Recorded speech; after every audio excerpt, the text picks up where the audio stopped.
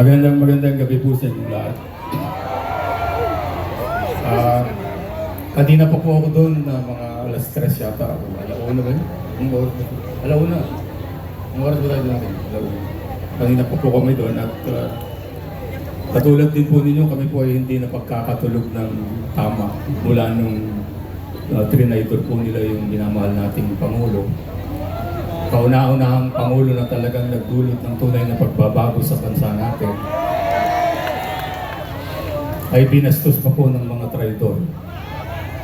Kaya ang kakantahin ko po ngayon ay tungkol sa kalayaan, sapagkat naniniwala po ako na dahil po sa ginawa nila ay nawalan na naman po ulit tayo ng kalayaan. Sa madaling salita po ay inagaw na naman nila sa atin yung ating ipinaglaban ng ating itinakbo, ang kaibigan nating si Digong, kung tawagin namin mga close sa kanya. Kaya kakantahin ko po sa inyo lahat ito, at kung gusto po ninyong sumabay, ay okay lang po.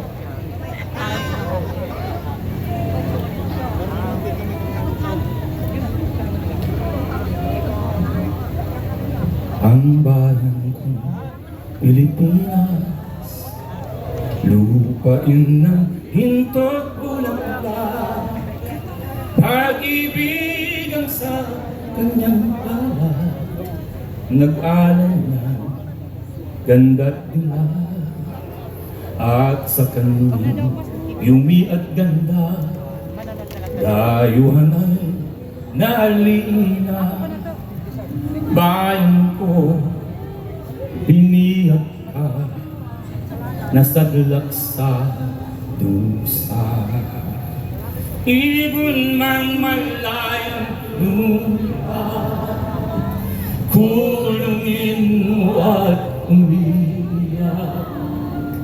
Bayan ka, kayang sakdal dilag, ang di magnasang makaapas.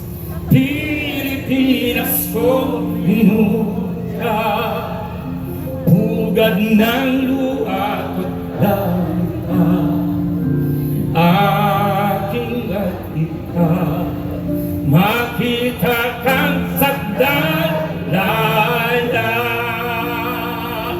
Ibon mang malayang luha, kulungin mo at umiiyak. Bayan pa kayang sakdal dilag, ang di magnasang makaalpas. Pilipinas kong minumutya. Tol, wag ka makialam dito. Luha ng pag-ibig ko at dalita. Kaya nga, akapela eh. Akapela nga eh. Angin at ikaw, makita kang sakdal laya.